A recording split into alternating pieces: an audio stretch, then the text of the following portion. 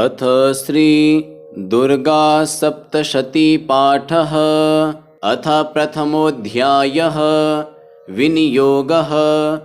ओम प्रथम चरित्रस्य ब्रह्मा ऋषिः, महाकाली देवता, गायत्री छन्दः, नन्दा शक्तिः, रक्तदन्तिका बीजम्, अग्निस्तत्त्वं, ऋग्वेदः स्वरूपं। श्रीमहाकाली प्रीत्यर्थे प्रथम चरित्रपाठे विनियोगः। ध्यानम्।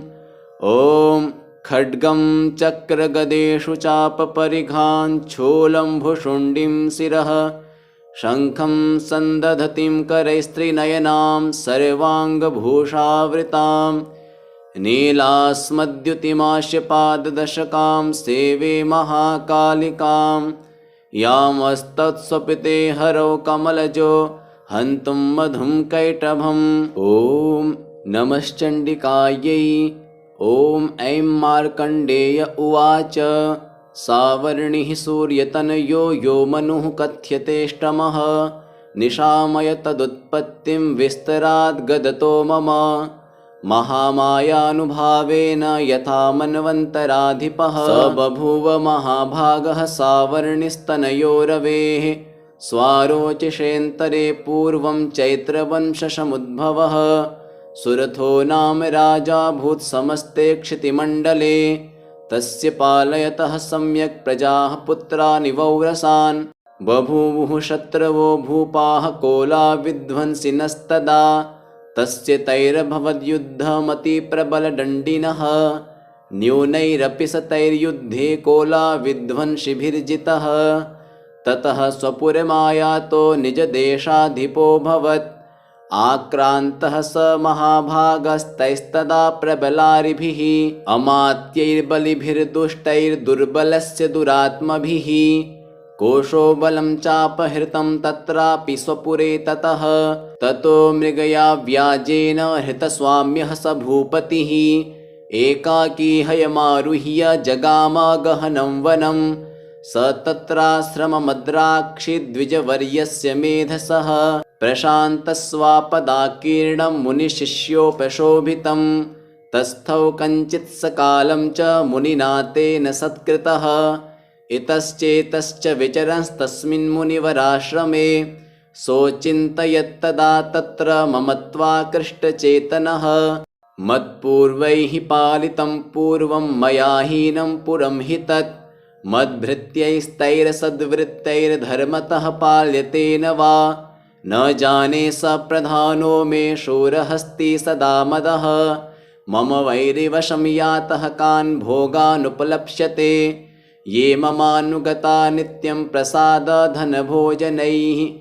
अनुवृत्तिं ध्रुवं तेद्य कुर्वन्त्यन्यमहीभृताम्, असम्यग्व्ययशीलैस्तैः कुर्वद्भिः सततं व्ययं, सञ्चित्तः सोऽति दुःखेन क्षयं कोशो गमिष्यति, एतच्चान्यच्च सततं चिन्तयामास पार्थिवः, तत्र विप्राश्रमाभ्यासे वैश्यमेकं ददर्श सः, स पृष्टस्तेन कस्त्वं भो हेतुश्चागमनेऽत्र कः, सशोक इव कस्मात् त्वं दुर्मना इव लक्ष्यसे, इत्याकर्ण्य वचस्तस्य भूपतेः प्रणयोदितं, प्रत्युवाच स तं वैश्यः प्रश्रयावनतो नृपं, वैश्य उवाच।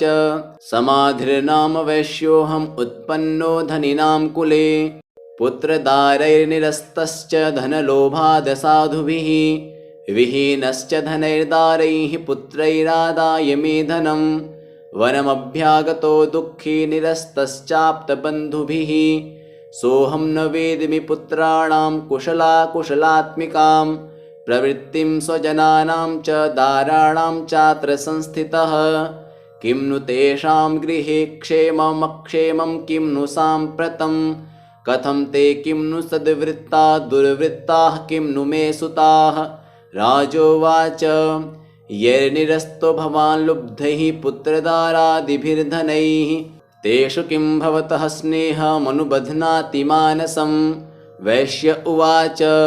एवमेतद्यथा प्राह भवानस्मद्गतं वचः, किं करोमि न बध्नाति मम निष्ठुरतां मनः। यहि सन्त्यज्य पितृस्नेहं धनलुब्धैर्निराकृतः पतिस्वजनहार्दं च हार्दितेष्वेव मे मनः। किमेतन्नाभिजानामि जानन्नपि महामते यत्प्रेम प्रवणं चित्तं विगुणेष्वपि बन्धुषु तेषां कृते मे निःश्वासो दौर्मनस्यं च जायते। करोमि किं यन्न मनस्तेष्वप्रीतिषु निष्ठुरम्। मार्कण्डेय उवाच ततस्तौ सहितौ विप्र तं मुनिं समुपस्थितौ समाधिर्नाम वैश्योऽसौ स च पार्थिवसत्तमः कृत्वा तु तौ यथा न्यायं यथार्हं तेन संविदम् उपविष्टौ कथाः काश्चिच्चक्रतुर्वैश्य पार्थिवौ। राजोवाच भगवस्त्वामहं प्रष्टुम् इच्छाम्येकं वदस्व तत् दुःखाय यन्मे मनसः स्वचित्तायत्ततां विना। मम त्वं गतराज्यस्य राज्याङ्गेष्वखिलेष्वपि जानतोऽपि यथाज्ञस्य किमेतन्मुनिसत्तमा। अयं च निकृतः पुत्रैः दारैर्भृत्यैस्तथोज्झितैः स्वजनेन च सन्त्यक्तस्तेषु हार्दी तथाप्यति। एवमेष तथाहं च द्वावप्यत्यन्तदुःखितौ दृष्टदोषेऽपि विषये मम त्वाकृष्टमानसौ। तत्किमेतन्महाभाग यन्मोहो ज्ञानिनोरपि ममास्य च भवत्येषा विवेकान्धस्य मूढता। ऋषिरुवाच ज्ञानमस्ति समस्तस्य जन्तोर्विषयगोचरे विषयश्च महाभाग याति चैवं पृथक् पृथक्। दिवान्धाः प्राणिनः केचिद्रात्रावन्धास्तथा परे केचिद्दिवा तथा रात्रौ प्राणिनस्तुल्यदृष्टयः। ज्ञानिनो मनुजाः सत्यं किं तु तेन हि केवलम् यतो हि ज्ञानिनः सर्वे पशुपक्षिमृगादयः। ज्ञानं च तन्मनुष्याणां यत्तेषां मृगपक्षिणां मनुष्याणां च यत्तेषां तुल्यमन्यत्तथोभयोः। ज्ञानेऽपि सति पश्यैतान् पतङ्गाञ्छावचञ्चुषु कर्णमोक्षादृतान् मोहात् पीड्यमानानपि क्षुधा मानुषा मनुजव्याघ्र साभिलाषाः सुतान् प्रति लोभात् प्रत्युपकाराय नन्वेतान् किं न पश्यसि। तथापि ममता वर्ते मोहगर्ते निपातितः महामाया प्रभावेण संसारस्थितिकारिणा। तन्नात्र विस्मयः कार्यो योगनिद्रा जगत्पतेः महामाया हरेश्चैषा तया सम्मोह्यते जगत्। ज्ञानिनामपि चेतांसि देवी भगवती हिषा बलादाकृष्य मोहाय महामाया प्रयच्छति। तया विसृज्यते विश्वं जगदेतच्चराचरम् सैषा प्रसन्ना वरदा नृणां भवति मुक्तये। सा विद्या परमा मुक्तेर्हेतुभूता सनातनी संसारबन्धहेतुश्च सैव सर्वेश्वरेश्वरी। राजोवाच भगवन् का हि सा देवी महामायेति यां भवान् ब्रवीति कथमुत्पन्ना सा कर्मास्याश्च किं द्विज। यत्प्रभावा च सा देवी यत्स्वरूपा यदुद्भवा तत्सर्वं श्रोतुमिच्छामि त्वत्तो ब्रह्मविदां वर। ऋषिरुवाच नित्यैव सा जगन्मूर्तिस्तया सर्वमिदं ततं तथापि तत्समुत्पत्तिर्बहुधा श्रूयतां मम। देवानां कार्यसिद्ध्यर्थमाविर्भवति सा यदा उत्पन्नेति तदा लोके सा नित्याप्यभिधीयते। योगनिद्रां यदा विष्णुर्जगत्येव कारणवीकृते योगनिद्रां यदा विष्णुर्जगत्येव कारणवीकृते आस्तीर्यशेषमभजत् कल्पान्ते भगवान् प्रभुः। तदा द्वावसुरौ घोरौ विख्यातौ मधुकैटभौ विष्णुकर्णमलोद्भूतौ हन्तुं ब्रह्माण्डमुद्यतौ। स नाभिकमले विष्णुः स्थितो ब्रह्मा प्रजापतिः दृष्ट्वा तावसुरौ चोग्रौ प्रसुप्तं च जनार्दनं तुष्टावयोगनिद्रां तामेकाग्रहृदयस्थितः तुष्टावयोगनिद्रां तामेकाग्रहृदयस्थितः विबोधनार्थाय हरे हरिनेत्रकृतालयां विश्वेश्वरीं जगद्धात्रीं स्थितिसंहारकारिणीं निद्रां भगवतीं विष्णोरतुलां तेजसः प्रभुः ब्रह्मोवाच त्वं स्वाहा त्वं स्वधा त्वं हि वषट्कारः स्वरात्मिका सुधा त्वमक्षरे नित्ये त्रिधा मात्रात्मिका स्थिता अर्धमात्रा स्थिता नित्या यानुच्चार्या विशेषतः त्वमेव सन्ध्या सावित्री त्वं देवी जननी परा त्वमेव सन्ध्या सावित्री त्वं देवी जननी परा त्वयैतद्धार्यते विश्वं त्वयैतत्सृज्यते जगत् त्वयैतत्पाल्यते देवी त्वमत्स्यन्ते च सर्वदा विसृष्टौ सृष्टिरूपा त्वं स्थितिरूपा च पालने तथा संहृतिरूपान्ते जगतोऽस्य जगन्मये महाविद्या महामाया महामेधा महास्मृतिः महामोहा च भवति महादेवी महासुरी प्रकृतिस्त्वं च सर्वस्य गुणत्रयविभाविनी कालरात्रिर्महारात्रिर्मोहरात्रिश्च दारुणा त्वं श्रीस्त्वमीश्वरी त्वं ह्रीस्त्वं बुद्धिर्बोधलक्षणा लज्जा पुष्टिस्तथा तुष्टिस्त्वं शान्तिः क्षान्तिरेव च खड्गिनी शूलिनी घोरा गदिनी चकिरिणी तथा शङ्खिनी चापिनी बाणभुषुण्डी परिघायुधा सौम्या सौम्यतरा शेष सौम्येभ्यस्त्वति सुन्दरी परापराणां परमा त्वमेव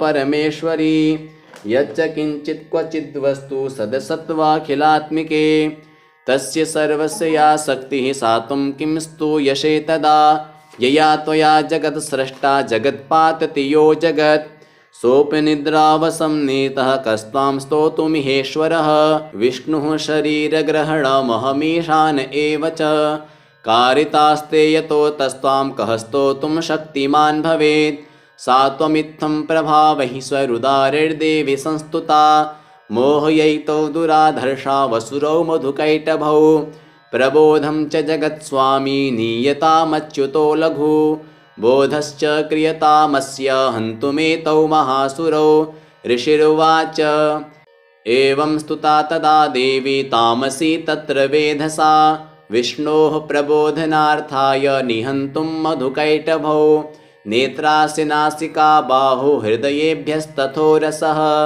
निर्गम्य दर्शने तस्थौ ब्रह्मणो व्यक्तजन्मनः उत्तस्थौ च जगन्नाथस्तया मुक्तो जनार्दनः एकाणवे हि शयनात् ततः स ददृशे च तौ मधुकैटभौ दुरात्मानावती वीर्यपराक्रमौ क्रोधरक्ते क्षणावत्तुं ब्रह्माणं जनितोद्यमौ समुत्थाय ततस्ताभ्यां युयुधे भगवान् हरिः पञ्चवर्षसहस्राणि बाहुप्रहरणो विभुः तावोऽप्यतिबलोन्मत्तौ महामाया विमोहितौ उक्तवन्तौ वरोस्मत्तो व्रियतामिति केशवम् श्रीभगवानुवाच भवेतामद्य मे तुष्टौ मम वध्यावुभावपि किमन्येन वरेणात्र एतावद्धिवृतं मम ऋषिरुवाच वञ्चिताभ्यामिति तदा सर्वमापोमयं जगत् विलोकिताभ्यां गदितो भगवान् कमलेक्षणः आवां जहिन यत्रोर्वी सलिलेन परिप्लुता ऋषिरुवाच तथेत्युक्त्वा भगवता शङ्खचक्रगदाभृता कृत्वा चक्रेण वैच्छिन्ने जघने शिरसि तयोः एवमेषा समुत्पन्ना ब्रह्मणा संस्तुता स्वयं प्रभावमस्या देव्यास्तु भूयः शृणु वदामि ते ऐं ॐ जय जय श्रीमार्कण्डेयपुराणे सावर्णिके मन्वन्तरे देवी माहात्म्ये प्रथमोत्सवः श्रीजगदम्बिकार्पणमस्तु। अथ द्वितीयोऽध्यायः विनियोगः। ॐ मध्यमचरित्रस्य विष्णुर्ऋषिः महालक्ष्मीर्देवता उष्णिक्छन्दः शाकम्भरीशक्तिः दुर्गाबीजं वायुस्तत्त्वं यजुर्वेदः स्वरूपं श्रीमहालक्ष्मीप्रीत्यर्थं मध्यम चरित्रपाठे विनियोगः। अक्षस्रक्परशुं गदेषु कुलिसं पद्मं धनुष्कुण्डिकां दण्डं शक्तिमसिं च चर्मजलजं घण्टां सुराभाजनं शूलं पाशसुदर्शने च दधतीं हस्तैः प्रसन्नाननां सेवे सैरिभमर्दिनीमिह महालक्ष्मीं सरोजस्थिताम्। ॐ ह्रीं ऋषिरुवाच देवासुरमभूद्युद्धं पूर्णमब्धशतं पुरा महिषेऽसुराणामधिपे देवानां च पुरन्दरे तत्रासुरैर्महावीर्यैर्देवसैन्यं पराजितं जित्वा च सकलान् देवानिद्रो भून्महिषासुरः ततः पराजिता देवाः पद्मयोनिं प्रजापतिं पुरस्कृत्य गतास्तत्र यत्रेष गरुडध्वजौ यथावृत्तं तयोस्तद्वन्महिषासुरचेष्टितं त्रिदशाः कथयामासुरदेवाभिभवविस्तरं सूर्येन्द्रियाग्न्यनिलेन्दूनां यमस्य वरुणस्य च अन्येषां चाधिकारान् स स्वयमेवाधितिष्ठति स्वर्गान् निराकृताः सर्वे तेन देवगणा भुवि विचरन्ति यथा मर्त्या महिषेण दुरात्मना एतद्वः कथितं सर्वममरारिविचेष्टितं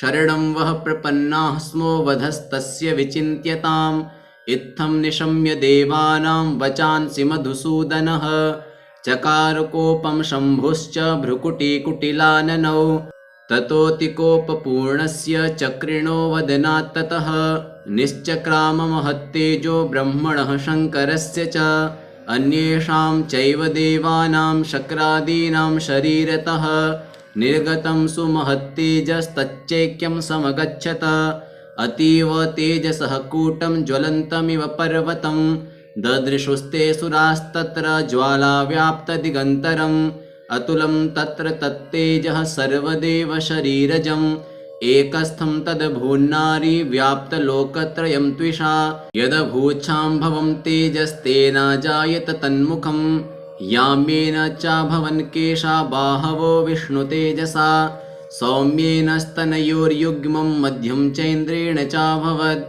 वारुणेन च जङ्घोरुनितम्बस्तेजसा भुवः ब्रह्मणस्तेजसा पादौ तदङ्गुल्योऽर्कतेजसा वसूनां च कराङ्गुल्यः कौबेरेण च नासिका तस्यास्तु दन्ताः सम्भूताः प्राजापत्येन तेजसा नयनत्रितयं जज्ञे तथा पावकतेजसा भ्रुवौ च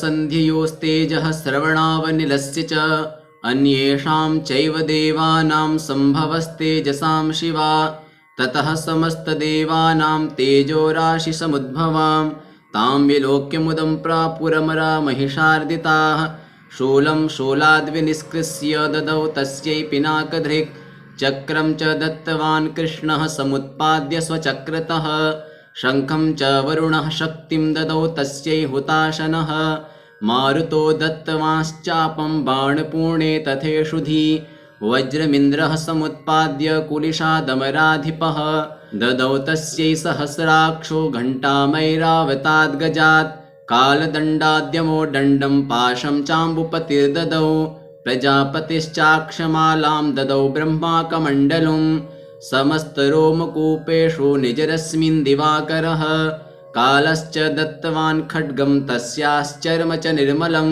क्षीरोदश्चामलं हारमजरे च तथाम्बरे चूडामणिं तथा दिव्यं कुण्डले कटकानि च अर्धचन्द्रं तथा शुभ्रं केयूरान् सर्वबाहुषु नूपुरौ विमलौ तद्वद्ग्रैवेयकमनुत्तमम् अङ्गुलीयकररत्नानि समस्तास्वङ्गुलीषु च विश्वकर्मा ददौ तस्यै परशुं चाति निर्मलम् अस्त्राण्यनेकरूपाणि तथा भेद्यं च दंशनम् अमलान् पङ्कजां मालां शिरस्युरसि चापराम् अददज्जलधिस्तस्यै पङ्कजं चातिशोभनं हिमवान् वाहनं सिंहं रत्नानि विविधानि च ददावशून्यं सुरया पानपात्रं धनाधिपः शेषश्च सर्वनागेशो महामणिविभूषितं नागहारं ददौ तस्यै धत्तेयः पृथिवीमिमाम् अन्यैरपि सुरैर्देवी भूषणैरायुधैस्तथा सम्मानिता ननादोच्चैः साट्टहासं मुहुर्मुहुः तस्यानादेन घोरेण कृष्णमापूरितं नभः अमायतातिमहता प्रतिशब्दो महानभूत् चक्षुभुः सकला लोकाः समुद्राश्च च कम्पिरे चचाल वसुधा चेलुः सकलाश्च महीधराः जयेति देवाश्च मुदा तामूचुः सिंहवाहिनीं तुष्टुवुर्मुनयश्चैनां भक्तिनम्रात्ममूर्तयः दृष्ट्वा समस्तं संक्षुब्धं त्रैलोक्यममरारयः सन्नद्धाखिलसैन्यास्ते समुत्तस्तुरुदायुधाः आह किमेतदिति क्रोधादाभाष्य महिषासुरः अभ्यधावत तं शब्दमशेषैरसुरैर्वृतः स ददर्श ततो देवीं व्याप्तलोकत्रयां त्विषा पादाक्रान्त्या नतभुवं किरीटोल्लिखिताम्बरां क्षोभिता शेषपातालां धनुर्जानिः स्वनेन तां दिशो भुजसहस्रेण समन्ताद्व्याप्य संस्थितां ततः प्रववृते युद्धं तया देव्यासुरद्विषां शस्त्रास्त्रैर्बहुधा मुक्तैरादीपितदिगन्तरं महिषासुरसेनानिश्चक्षुराख्यो महासुरः युयुधे चामरश्चान्यैश्चतुरङ्गबलान्वितः रथानामयुतैः षड्भिरुदग्राख्यो महासुरः अयुध्यतायुतानां च सहस्रेण महाहनुः 50 नियुतैरसिलो महासुरः अयुतानां शतैः षड्भिर्बाष्कलो युयुधे रणे गजवाजिसहस्रौघैरनेकैः परिवारितः वृतो रथानां कोट्या च युद्धे तस्मिन्न युध्यत बिडालाख्यो युतानां च 50 युयुधे संयुगे तत्र रथानां परिवारितः अन्ये च तत्रायुतशो रथनागहयैर्वृताः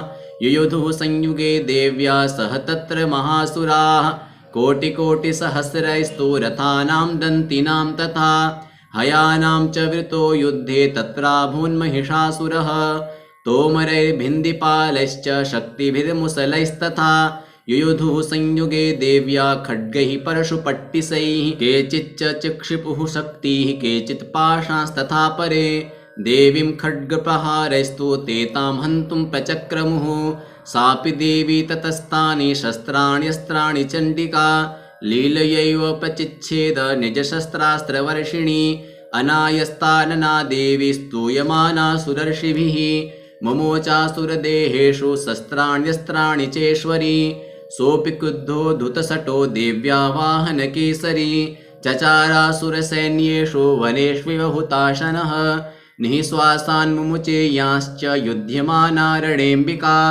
त एव सद्यः सम्भूता गणाः शतसहस्रशः युयुधुस्ते परशुभिर्भिन्दिपालासि पट्टिसैः नाशयन्तो सुरगणान् देवी शक्तिप्रबिम्हताः अवादयन्त पटान् गणाः शङ्खास्तथा परे मृदङ्गाश्च तथैवान्ये तस्मिन् युद्धमहोत्सवे ततो देवी त्रिशूलेन गदया शक्तिवृष्टिभिः खड्गादिभिश्च शतशो निजघान महासुरान् पातयामास चैवान्यान् घण्टास्वनविमोहितान् असुरान् भुवि पाशेन बद्ध्वा चान्यान् कर्षयत् केचिद्विधा कृतास्तीक्ष्णैः खड्गपातैस्तथा परे विपोथिता निपातेन गदया भुविशेरते वेमुश्च केचिद्रुधिरं मुशलेन भृशं हताः केचिन्निपतिता भूमौ भिन्नाः शूलेन वक्षसि निरन्तराः शरौघेण कृताः केचिद्रणाजिरे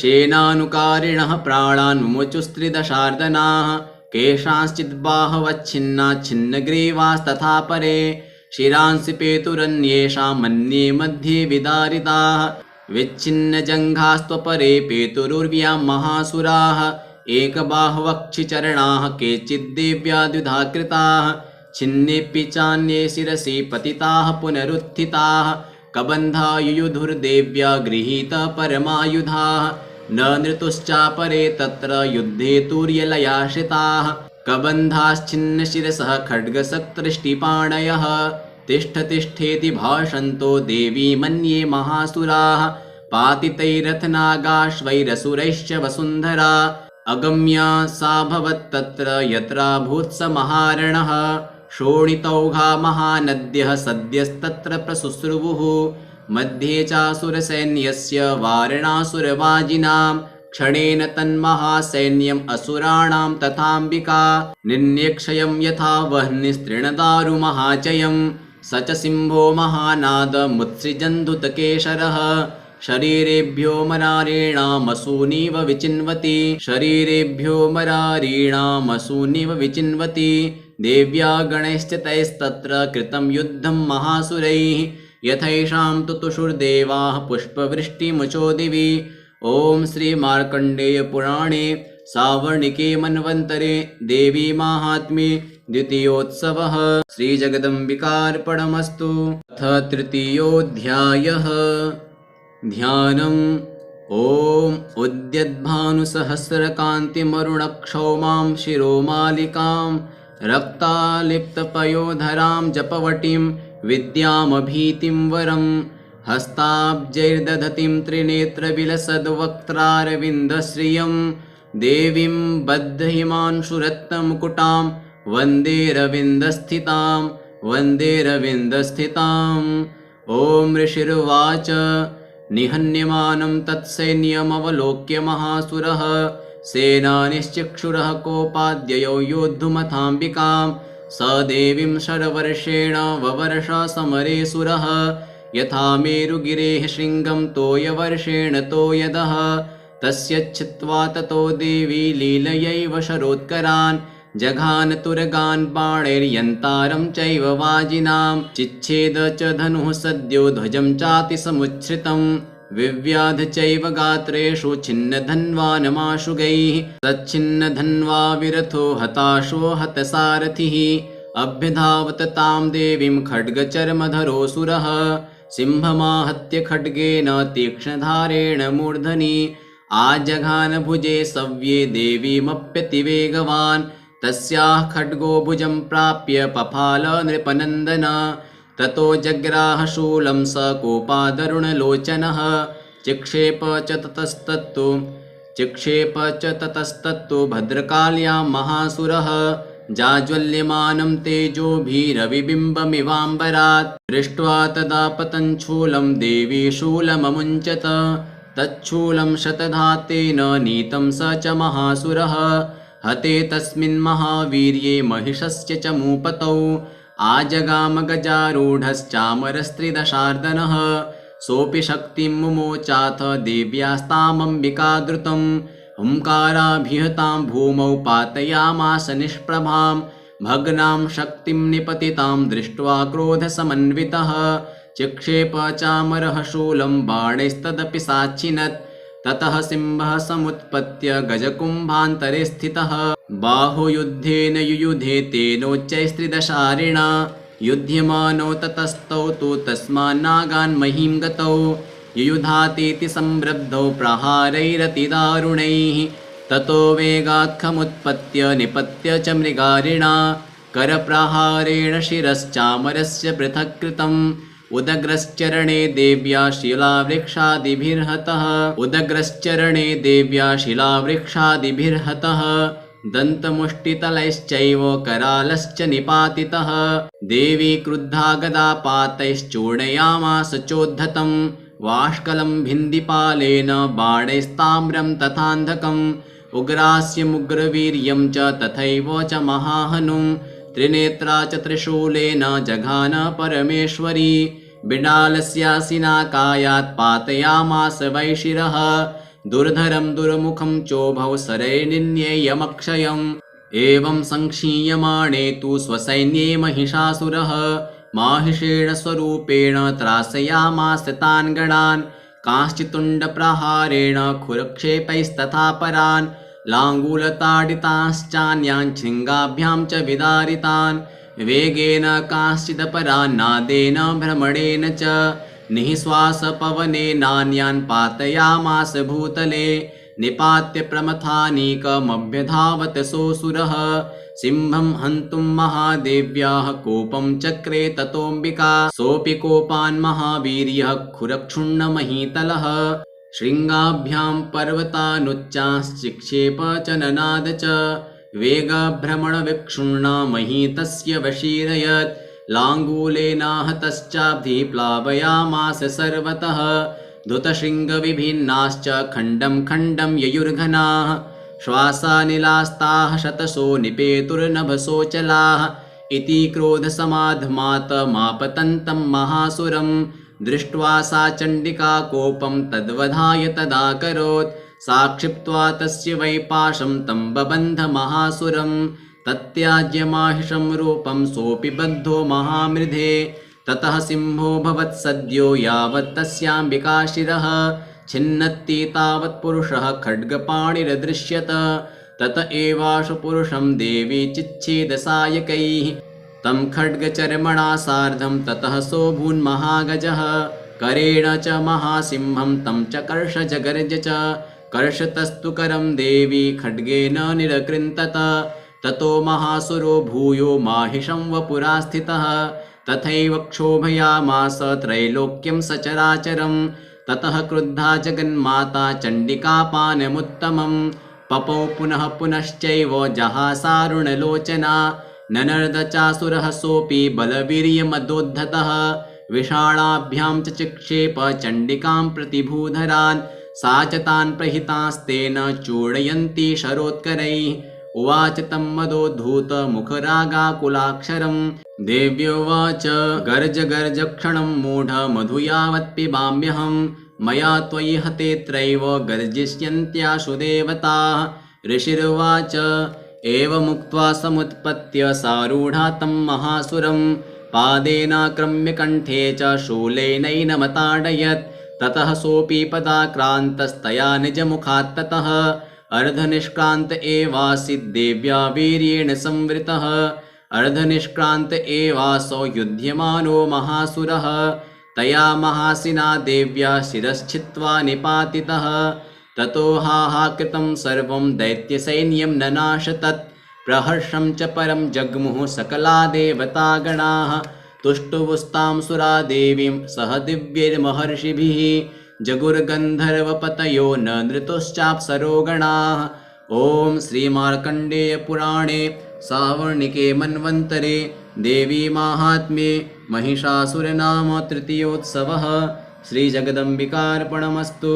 अथ चतुर्थोऽध्यायः ध्यानम्।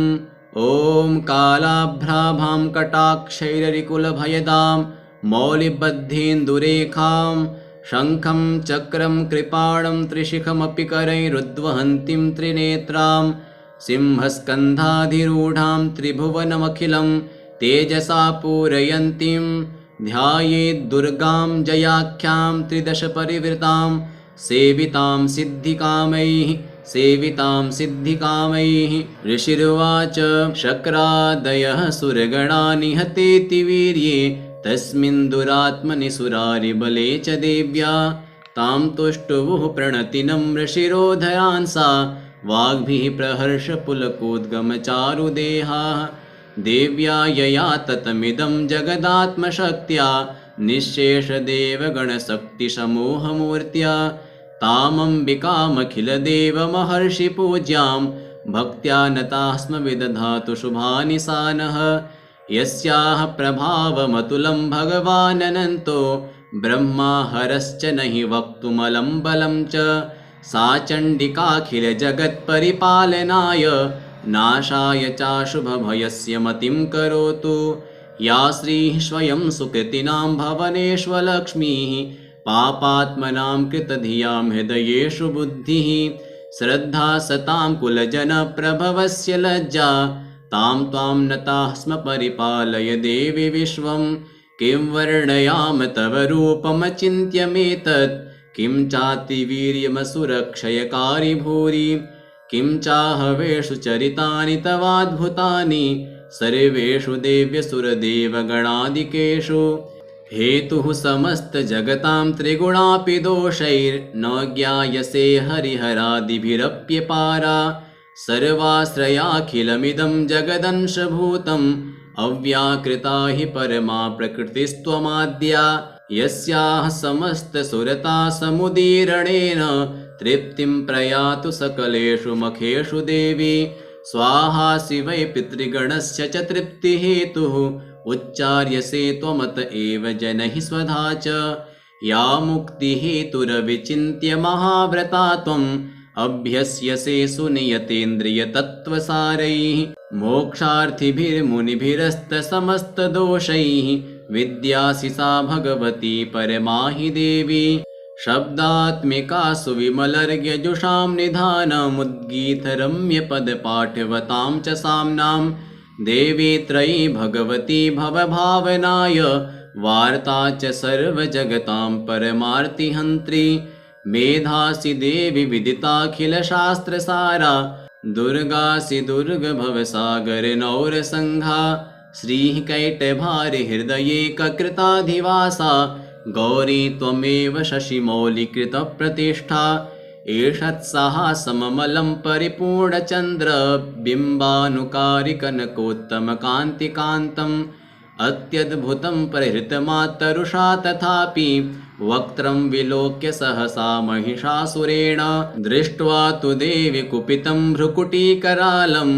उद्यच्छशाङ्कसदृशच्छवियन्न सद्यः प्राणान् मुमोच महिषस्तदतीव चित्रं कैर्जीव्यते हि कुपितान्तकदर्शनेन देवि प्रसीद परमा भवती भवाय सद्यो विनाशयसि कोपवती कुलानि विज्ञातमेतदधुनैव यदस्तमेतन् नीतं बलं सुविपुलं महिषासुरस्य ते सम्मता जनपदेषु धनानि तेषां यशांसि न च सीदति धर्मवर्गः धन्यास्त एव निभृतात्मजभृत्यदारा येषां सदाभ्युदयदा भवती प्रसन्ना धर्म्याणि देवि सकलानि सदैव कर्माण्यत्यादृतः प्रतिदिनं सुकृती करोति स्वर्गं प्रयाति च ततो भवती प्रसादाल्लोकत्रयेऽपि फलदा ननु देवि तेन दुर्गे स्मृता हरसि भीतिमशेषजन्तो स्वस्थै स्मृता मतिमतीव शुभां ददासि दारिद्र्यदुःखभयहारिणिका त्वदन्या सर्वोपकारकरणाय सदाद्रचित्ता एभिर्हतै जगदुपैति सुखं तथैते कुर्वन्तु नाम नरकाय चिराय पापं सङ्ग्राममृत्युमधिगम्य दिवं प्रयान्तु मत्वेति नून महितान् विनिहंसि देवी दृष्ट्वैव किं न भवती प्रकरोति भस्म सर्वासुरानरिषु यत्प्रहिणोषि शस्त्रं लोकान् प्रयान्तु रिपवोऽपि हि शस्त्रपूता इत्थं मतिर्भवति तेष्वपि तेति साध्वी खड्गप्रभानिकरविस्फुरणैस्तथोग्रैः शूलाग्रकान्तिनिवहेन दृशोऽसुराणां यन्नागता विलयमंशुमदिन्दुखण्ड योग्याननं तव विलोकयतां तदेतत्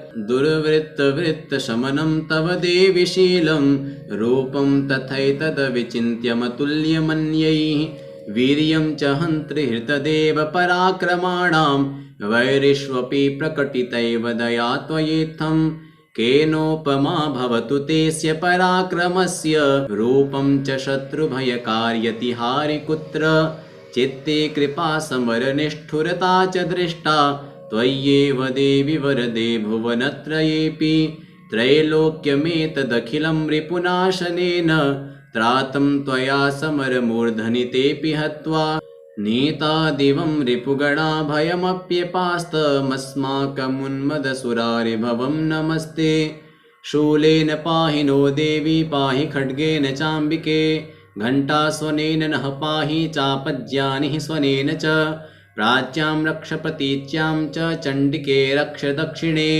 ब्राह्मणेनात्मशूलस्य उत्तरस्यां तथेश्वरी सौम्यानि यानि रूपाणि त्रैलोक्ये विचरन्ति ते यानि चात्यर्थघोराणि तैरक्षास्मास्तथा भुवं खड्गशूलगदादीनि यानि चास्त्राणि तेऽम्बिके करपल्लवसङ्गीनि तैरश्मान् रक्ष सर्वतः ऋषिरुवाच एवं स्तुताशुरैर्दिव्यैः कुसुमैर्नन्दनोद्भवैः अर्चिता जगतां धात्री तथा गन्धानुलेपनैः भक्त्या समस्तैस्त्रिदशैर्दिव्यैर्धूपैस्तु धूपिता प्राह प्रसाद सुमुखी समस्तान् प्रणतान् सुरान् देव्योवाच व्रियतां त्रिदशाः सर्वे यदस्मत्तोऽभिवाञ्छितं देवा ऊचुः भगवत्या कृतं सर्वं न किञ्चिदवशिष्यते यदयं निहतः शत्रुरस्माकं महिषासुरः यदि चापि वरो देयस्त्वयास्माकं महेश्वरी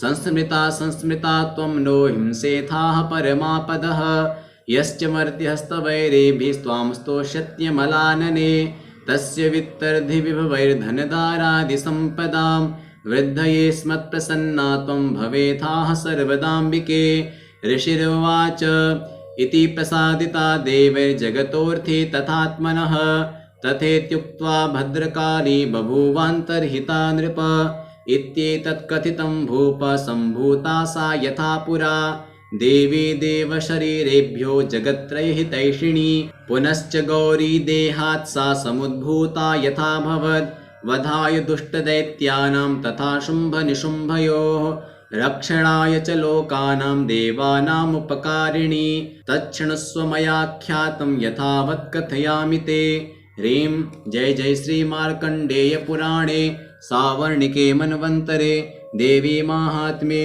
चतुर्थोत्सवः श्रीजगदम्बिकार्पणमस्तु। अथ पञ्चमोऽध्यायः विनियोगः।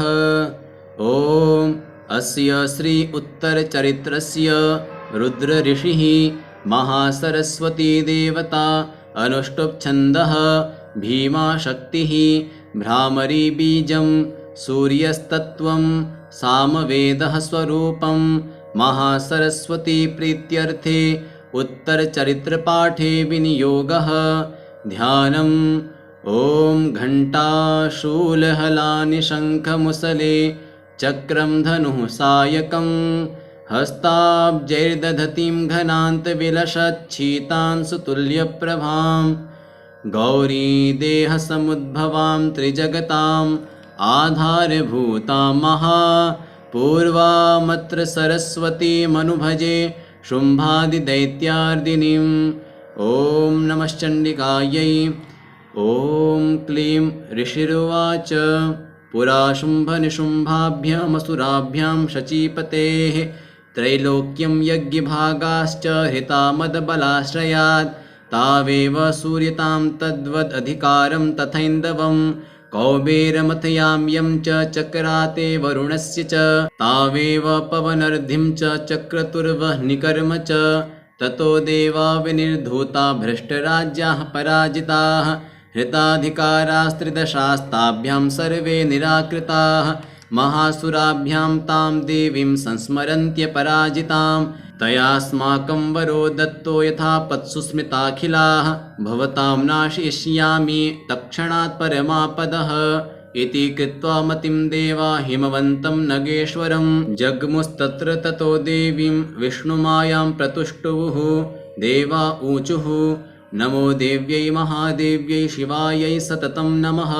नमः प्रकृत्यै भद्रायै नियताः प्रणताः स्मतां रौद्रायै नमो नित्यायै गौर्यै धात्र्यै नमो नमः ज्योत्स्नायै चेन्दुरूपिण्यै सुखायै सततं नमः कल्याण्यै प्रणतां वृद्ध्यै सिद्ध्यै कुर्मो नमो नमः नैऋत्यै भूभृतां लक्ष्म्यै सर्वाण्यै ते नमो नमः दुर्गायै दुर्गपारायै सारायै सर्वकारिण्यै ख्यात्यै तथैव कृष्णायै धूम्रायै सततं नमः अतिसौम्यातिरौद्रायै नतास्तस्यै नमो नमः नमो जगत्प्रतिष्ठायै देव्यै कृत्यै नमो नमः या देवी सर्वभूतेषु विष्णुमायेति शब्दिता नमस्तस्यै नमस्तस्यै नमस्तस्यै नमो नमः या देवी सर्वभूतेषु चेतनेत्यभिधीयते नमस्तस्यै नमस्तस्यै नमस्तस्यै नमो नमः या देवी सर्वभूतेषु बुद्धिरूपेण संस्थिता नमस्तस्यै नमस्तस्यै नमस्तस्यै नमो नमः या देवी सर्वभूतेषु निद्रारूपेण संस्थिता नमस्तस्यै नमस्तस्यै नमस्तस्यै नमो नमः या देवी सर्वभूतेषु क्षुधारूपेण संस्थिता नमस्तस्यै नमस्तस्यै नमस्तस्यै नमो नमः या देवी सर्वभूतेषु छायारूपेण संस्थिता नमस्तस्यै नमस्तस्यै नमस्तस्यै नमो नमः या देवी सर्वभूतेषु शक्तिरूपेण संस्थिता नमस्तस्यै नमस्तस्यै नमस्तस्यै नमो नमः। या देवी सर्वभूतेषु तृष्णारूपेण संस्थिता नमस्तस्यै नमस्तस्यै नमस्तस्यै नमो नमः। या देवी सर्वभूतेषु क्षान्तिरूपेण संस्थिता नमस्तस्यै नमस्तस्यै नमस्तस्यै नमो नमः। या देवी सर्वभूतेषु जातिरूपेण संस्थिता नमस्तस्यै नमस्तस्यै नमस्तस्यै नमो नमः। या देवी सर्वभूतेषु लज्जारूपेण संस्थिता नमस्तस्यै नमस्तस्यै नमस्तस्यै नमो नमः। या देवी सर्वभूतेषु शान्तिरूपेण संस्थिता नमस्तस्यै नमस्तस्यै नमस्तस्यै नमो नमः। या देवी सर्वभूतेषु श्रद्धारूपेण संस्थिता नमस्तस्यै नमस्तस्यै नमस्तस्यै नमो नमः। या देवी सर्वभूतेषु कान्तिरूपेण संस्थिता नमस्तस्यै नमस्तस्यै नमस्तस्यै नमो नमः। या देवी सर्वभूतेषु लक्ष्मीरूपेण संस्थिता नमस्तस्यै नमस्तस्यै नमस्तस्यै नमो नमः। या देवी सर्वभूतेषु वृत्तिरूपेण संस्थिता नमस्तस्यै नमस्तस्यै नमस्तस्यै नमो नमः। या देवी सर्वभूतेषु स्मृतिरूपेण संस्थिता नमस्तस्यै नमस्तस्यै नमस्तस्यै नमो नमः। या देवी सर्वभूतेषु दयारूपेण संस्थिता नमस्तस्यै नमस्तस्यै नमस्तस्यै नमो नमः। या देवी सर्वभूतेषु तुष्टिरूपेण संस्थिता नमस्तस्यै नमस्तस्यै नमस्तस्यै नमो नमः। या देवी सर्वभूतेषु मातृरूपेण संस्थिता नमस्तस्यै नमस्तस्यै नमस्तस्यै नमो नमः। या देवी सर्वभूतेषु भ्रान्तिरूपेण संस्थिता नमस्तस्यै नमस्तस्यै नमस्तस्यै नमो नमः। इन्द्रियाणामधिष्ठात्री भूतानां चाखिलेषु या भूतेषु सततं तस्यै व्याप्तिदेव्यै नमो नमः। चितिरूपेण या कृष्णदमेतद्व्याप्य स्थिता जगत् नमस्तस्यै नमस्तस्यै नमस्तस्यै नमो नमः। स्तुतासुरैः पूर्वमभीष्टसंश्रयात् तथा सुरेन्द्रेण दिनेषु सेविता करोतु सा नः शुभहेतुरीश्वरी शुभानि भद्राण्यभिहन्तु चापदः। या साम्प्रतं चोद्धतदैत्यतापितैः अस्माभिरेषा च सुरैः नमस्यते। या च स्मृता तत्क्षणमेव हन्ति नः सर्वापदो भक्तिविनम्रमूर्तिभिः। ऋषिरुवाच एवं स्तवादियुक्तानां देवानां तत्र पार्वती स्नातुमभ्याययौतो ये जाह्नव्या नृपनन्दन। सा ब्रवीत्तान् सुरान् शुभ्रुर्भवद्भिः स्तूयतेऽत्र का शरीरकोशतश्चास्या समुद्भूता ब्रवीच्छिवा। स्तोत्रं ममैतत्क्रियते शुम्भदैत्यनिराकृतैः देवैः समेतैः समरे निशुम्भेन पराजितैः।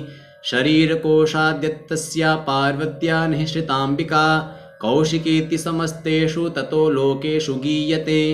तस्यां विनिर्गतायां तु कृष्णाभूत् सापि पार्वती कालिकेति समाख्याता हिमाचलकृताश्रया। ततोऽम्बिकां परं रूपं बिभ्राणां सुमनोहरं ददर्श चण्डो मुण्डश्च भृत्यौ शुम्भनिशुम्भयोः। ताभ्यां शुम्भाय चाख्याता अतीव सुमनोहरा काप्यास्ते स्त्रीमहाराज भासयन्ति हिमाचलं। नैव तादृक्क्वचिद्रूपं दृष्टं केनचिदुत्तमं ज्ञायतां काप्यसौ देवी गृह्यतां च सुरेश्वर। स्त्रीरत्नमतिचार्वङ्गी द्योतयन्ती दिशस्त्विषा सा तु तिष्ठति दैत्येन्द्रस्तां भवान् द्रष्टुमर्हति।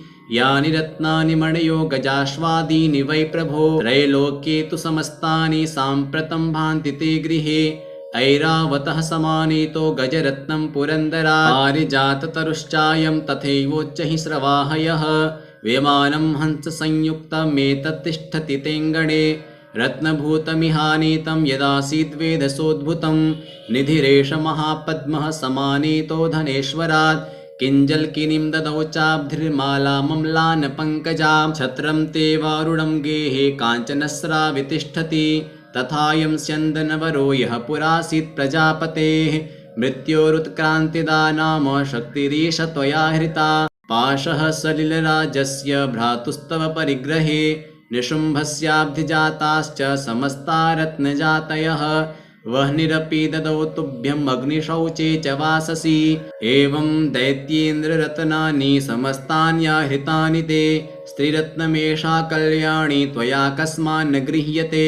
ऋषिरुवाच निशम्येति वचः शुम्भः स तदा चण्डमुण्डयोः प्रेषयामास सुग्रीवं दूतं देव्या महासुरम् इति चेति च वक्तव्या सा गत्वा वचनान्मम यथा चाभ्येति सम्प्रीत्या तथा कार्यं त्वया लघु स तत्र गत्वा यत्रास्ते शैलोद्देशेति शोभने सा देवी तां ततः प्राहस्लक्षणं मधुरया गिरा।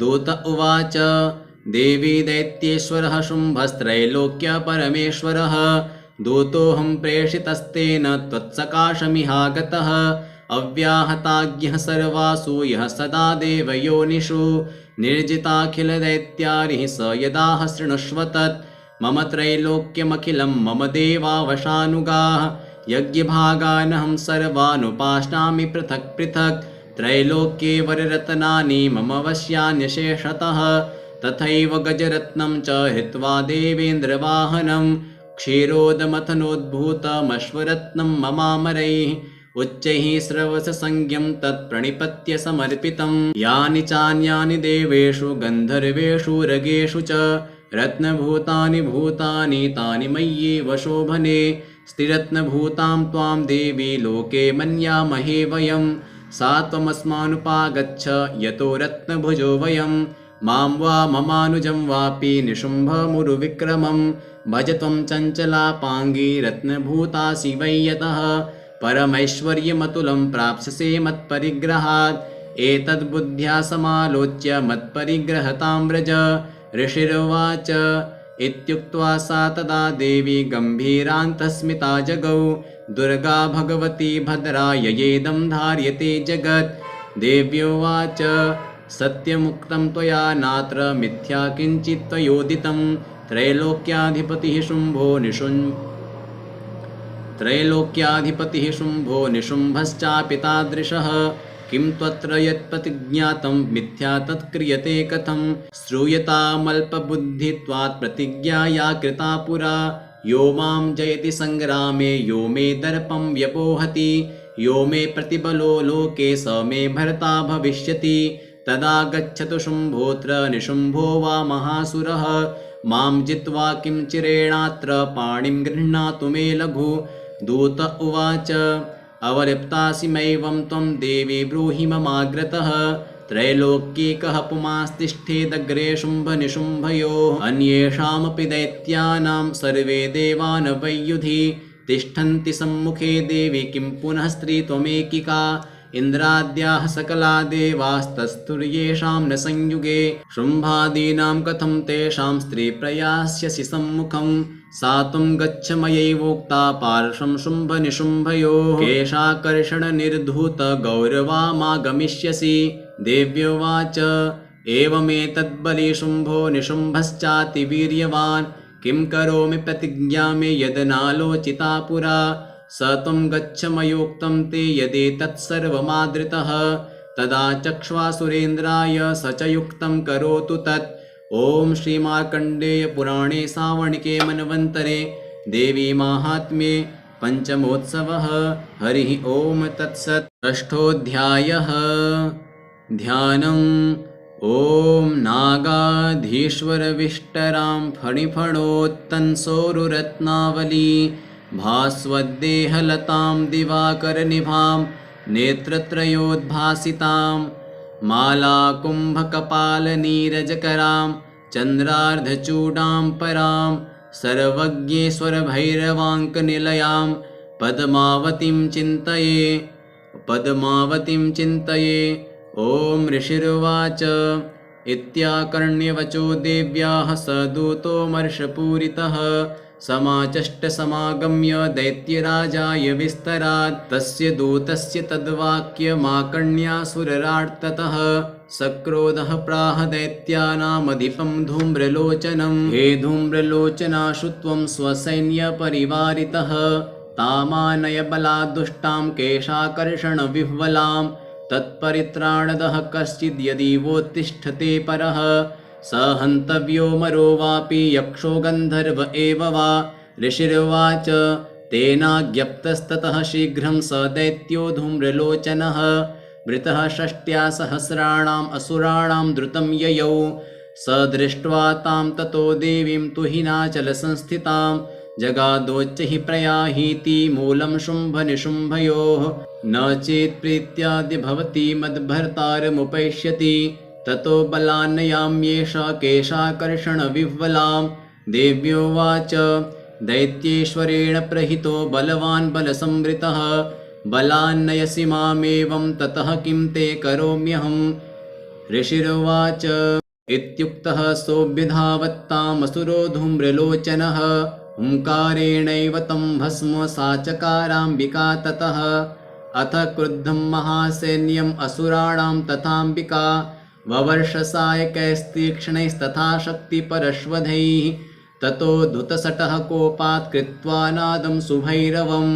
पपातासुरसेनायां सिंहो देव्याः स्ववाहनः कांश्चित्करप्रहारेण दैत्यानास्येन चापरान् आक्रम्य चाधरेणान्यान् स जघान महासुरान् केषाञ्चित् पाटयामास नखैः कोष्ठानि केसरी तथा तलप्रहारेण शिरांसि कृतवान् पृथक् विच्छिन्नबाहुशिरसः कृतास्तेन तथा परे पपौ च रुधिरं कोष्ठादन्येषां धुतकेसरः क्षणेन तद्बलं सर्वं क्षयं नीतं महात्मना तेन केसरिणा देव्या वाहनेनातिकोपिना श्रुत्वा तमसुरं देव्या निहतं धूम्रलोचनं बलं च क्षयितं कृष्णं देवी केसरिणा ततः चुकोपदैत्याधिपतिः शुम्भः प्रस्फुरिताधरः आज्ञापयामास च तौ चण्डमुण्डौ महासुरौ हे चण्ड हे मुण्डबलैर्बहुभिः परिवारितौ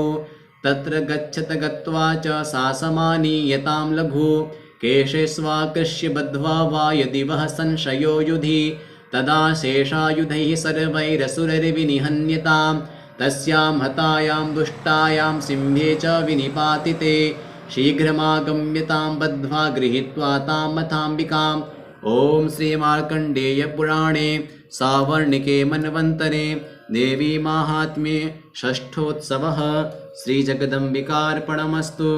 अथ सप्तमोऽध्यायः ध्यानं ध्यायेयं रत्नपीठे शुककल्पठितं शृण्वतीं श्यामलाङ्गीं न्यस्तैकाङ्घ्रिं सरोजे शशिशकलधरां वल्लकीं वादयन्तीं कल्लाराबद्धमालां नियमितविलसच्चोलिकां रक्तवस्त्रां मातङ्गीं शङ्खपात्रां मधुरमधुमदां चित्रकोद्भासिभालाम् ॐ ऋषिरुवाच आज्ञप्तास्ते ततो दैत्याश्चण्डमुण्डपुरोगमा चतुरङ्गबलोपेता ययुरभ्युद्यतायुधाः ददृशुस्ते ततो देवीमेषद्धासां व्यवस्थितां सिंहस्योपरि शैलेन्द्रशृङ्गे महति काञ्चने ते दृष्ट्वा तां समादातुमुद्यमं चक्रुरुद्यताः आकृष्टचापासिधरास्तथान्ये तत्समीपगाः ततः कोपं चकारोच्चैरम्बिका तानरीन् प्रति कोपेन चास्या वदनं मषीवर्णमभूत्तदा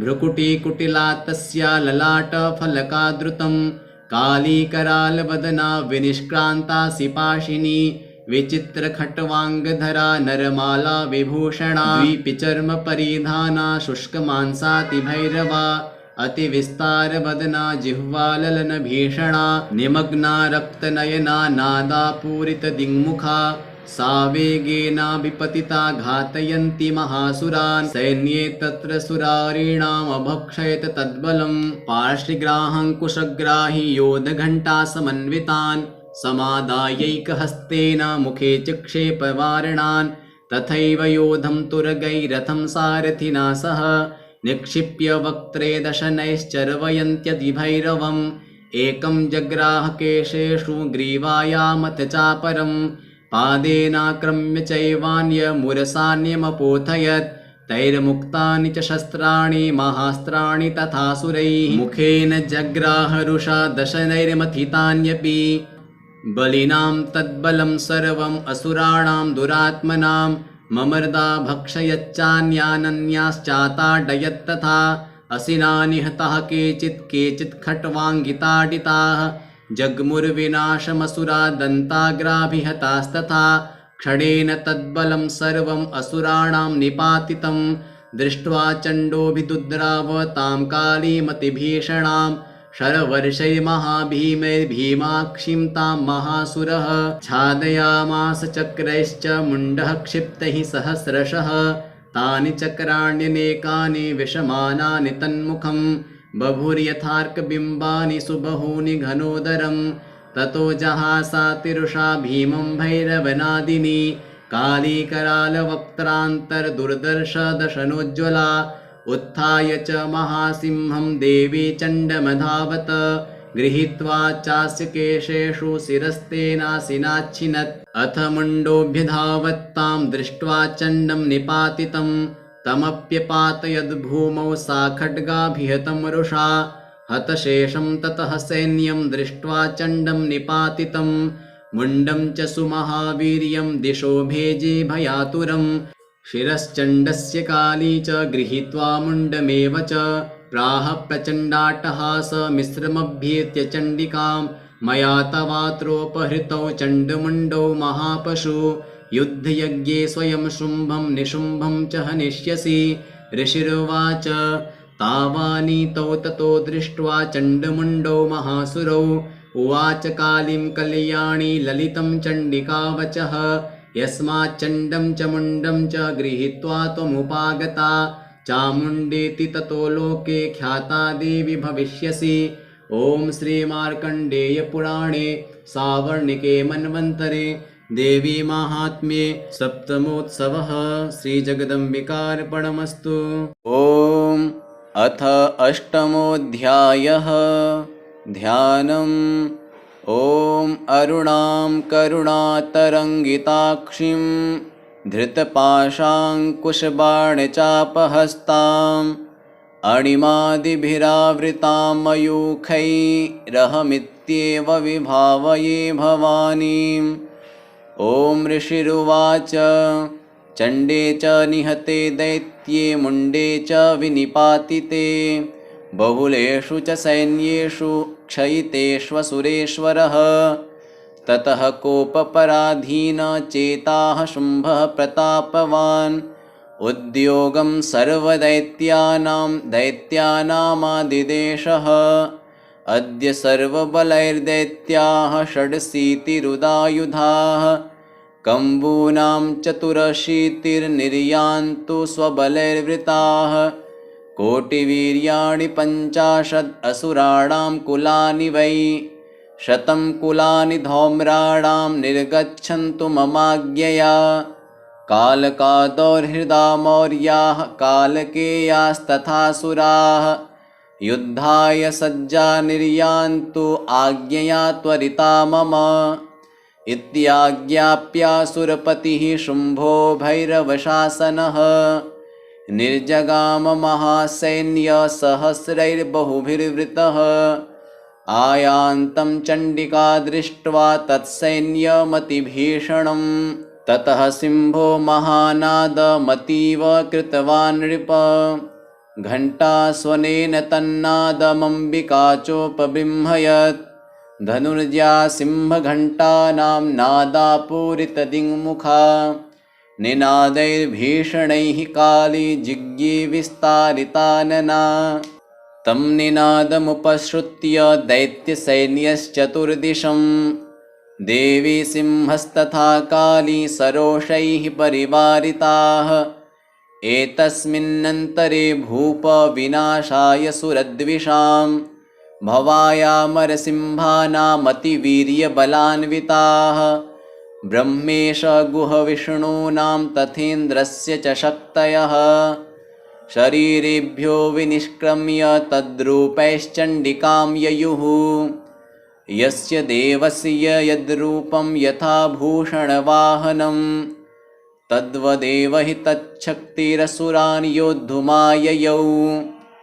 हंसयुक्तविमानाग्रे साक्षशूत्रकमण्डलुः आयाता ब्रह्मणः शक्तिर्ब्रह्माणि साभिधीयते माहेश्वरी वृषारूढा त्रिशूलवरधारिणी महाहिवलया प्राप्ता चन्द्ररेखा विभूषणा कौमारी शक्तिहस्ता च मयूरवरवाहना योद्धुमभ्याययौ दैत्यानम्बिका गुहरूपिणी तथैव वैष्णवी शक्तिर्गरुडोपरि संस्थिता शङ्खचक्रगदाशारङ्गखड्गहस्ताभ्युपाययौ यज्ञवाराहमतुलं रूपं या बिभ्रतो हरेः शक्तिः साप्याययौ तत्र वाराहिं बिभ्रती तनुं नारसिंही नृसिंहस्य बिभ्रति सदृशं वपुः प्राप्ता तत्र सटाक्षेपक्षिप्तनक्षत्रसंहतिः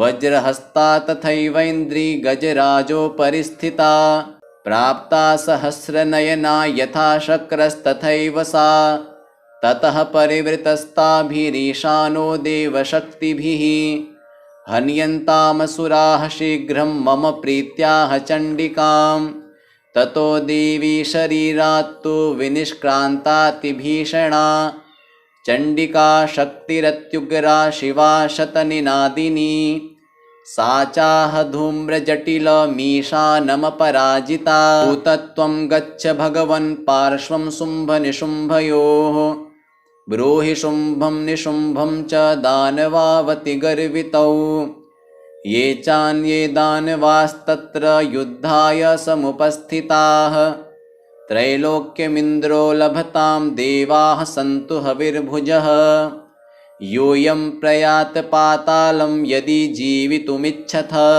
बलावलेपादथ चेद्भवन्तो युद्धकाङ्क्षिणः तदा गच्छत तृप्यन्तो मच्छिवाः पिशितेन वः यतो नियुक्तो दौत्येन तया देव्या शिवः स्वयं शिवदूतीति लोकेऽस्मिंस्ततः साख्यातिमागता तेऽपि श्रुत्वा वचो देव्याः शर्वाख्यातं महासुराः अमर्षा पूरिता जग्मुर्यत्र कात्यायनी स्थिता ततः प्रथममेवाग्रे शरसक्तृष्टिवृष्टिभिः ववर्षुरुद्धतामर्षास्तां देवीममरारयः सा च तान् प्रहितान् बाणान् छोलशक्तिपरश्वधान् चिच्छेदलीलयाध्मात धनुर्मुक्तैर्महेषुभिः तस्याग्रतस्तथाकारे शूलपातविदारितान् खट्वाङ्गपोथिताश्चारीन् कुर्वती व्यचरत्तदा कमण्डलुजलाक्षेपहतवीर्यान् हतौजसः ब्रह्माणि चाकरोच्छत्रून् येन येन स्मधावती माहेश्वरी त्रिशूलेन तथा चक्रेण वैष्णवी दैत्यान् जघान कौमारी तथा शक्त्यातिकोपना ऐन्द्रीकुलिशपातेन शतशो दैत्यदानवाः पेतुर्विदारिताः पृथ्व्यां रुधिरोगप्रवर्षिणः तुण्डप्रहारविध्वस्ता दंष्टाग्रक्षतवक्षसः वाराहमूर्त्यान्यपतश्चक्रेण च विदारिताः नखैर्विदारिताश्चान्यान् भक्षयन्ति महासुरान् नारसिंही चचाराजौ नादा पूर्णदिगम्बरा चण्डाट्टहासैरसुराः शिवदूत्यभिदूषिताः पेतुः पृथिव्यां पतितास्तांश्च खादाथ सा तदा इति मातृगणं क्रुद्धं मर्दयन्तं महासुरान् दृष्ट्वाभ्युपायैर्विविधैर्नेषुर्देवारिसैनिकाः पलायनपरान् दृष्ट्वा दैत्यान् मातृगणार्दितान् योद्धुमभ्याययौ क्रुद्धो रक्तबीजो महासुरः रक्तबिन्दुर्यदा भूमौ पतत्यस्य शरीरतः समुत्पतति मेदिन्यां तत्प्रमाणस्तदासुरः युयुधे स गदापाणिरिन्द्रशक्त्या महासुरः ततश्चैन्द्री स्ववज्रेण रक्तबीजमताडयत् कुलिशेनाहतस्याशु बहुशुस्रावशोणितं समुत्तस्थुस्ततो योधास्तद्रूपास्तत्पराक्रमाः यावन्तः पतितास्तस्य शरीराद्रक्तबिन्दवः तावन्तः पुरुषा जातास्तद्वीर्यबलविक्रमाः ते चापि युयुधुस्तत्र पुरुषा रक्तसम्भवाः समं मातृभिरत्युग्रशस्त्रपातातिभीषणं पुनश्च वज्रपातेन क्षतमस्य शिरो यदा ववाह रक्तं पुरुषास्ततो जाताः सहस्रशः वैष्णवी समरे चैनं चक्रेणाभिजघानः गदया ताडयामास ऐन्द्रितमसुरेश्वरं वैष्णवी चक्रभिन्नस्य रुधिरस्रावसम्भवैः सहस्रशो जगद्व्याप्तं तत्प्रमाणैर्महासुरैः शक्त्या जघान कौमारी वाराही च तथासिना माहेश्वरी त्रिशूलेन रक्तबीजं महासुरं स चापि गदया दैत्यः सर्वा एवाहनत्पृथक् मात्रीः कोपसमाविष्टो रक्तबीजो महासुरः तस्या हतस्य बहुधा शक्तिशूलादिभिर्भुवि पपात यो वै रक्तौघस्तेनासञ्छतशोऽसुराः तैश्चासुरासृक्सम्भूतैरसुरैः सकलं जगत् व्याप्तमासीत् ततो देवा भयमाजग्मुरुत्तमम् तान् विषण्णान् सुरान् दृष्ट्वा चण्डिका प्राह सत्वरा उवाच कालीं चामुण्डे विस्तीर्णं वदनं कुरु मच्छस्त्रपातसम्भूतान् रक्तबिन्दून् महासुरान् रक्तबिन्दोः प्रतिच्छत्वं वक्त्रेणानेन वेगिना भक्षयन्ति चररणे तदुत्पन्नान् महासुरान् एवमेष क्षयं दैत्यः क्षीणरक्तो गमिष्यति भक्ष्यमाणास्त्वया चोग्रा न चोत्पत्स्यन्ति चापरे इत्युक्त्वा तां ततो देवी शूलेनाभिजघान तं मुखेन काली जगृहे रक्तबीजस्य शोणितं ततो सा वा जघानाथ गदया तत्र चण्डिकां न चास्या वेदनां चक्रे गदापातुल्पिकामपि तस्या हतस्य देहात्तु बहुशुस्रावशोणितं यतस्ततस्तद्वक्त्रेण चामुण्डा सम्प्रतिच्छति मुखे समुद्गता ये स्या रक्तपातान् महासुराः तांश्च खादाथ चामुण्डा पपौतश्च च शोणितं देवी शूलेन वज्रेण बाणैरसिभिरिष्टिभिः जघान रक्तबीजं तं चामुण्डा पीतशोणितं सपपातमहीपृष्ठे शस्त्रसङ्घसमाहतः निरक्तश्च महीपाल रक्तबीजो महासुरः ततस्ते हर्षमतुलमवापुस्त्रिदशा नृप तेषां मातृगणो जातो ननर्तासृङ्मदोद्धतः ॐ श्रीमार्कण्डेय पुराणे सावर्णिके मन्वन्तरे देवी माहात्म्ये अष्टमोत्सवः श्रीजगदम्बिकार्पणमस्तु। अथ नवमोऽध्यायः ध्यानम्। ॐ बन्धूककाञ्चननिभं रुचिराक्षमालां पाशाङ्कुशौ च वरदां निजबाहुदण्डैः बिभ्राणमिन्दुशकलाभरणं त्रिनेत्रम् अर्धाम्बिकेशमनिशं वपुराश्रयामि। ॐ राजोवाच विचित्रमिदमाख्यातं भगवन् भवता मम देव्याश्चरितमाहात्म्यं रक्तबीजवधाश्रितं भूयश्चेच्छाम्यहं श्रोतुं रक्तबीजे निपातिते।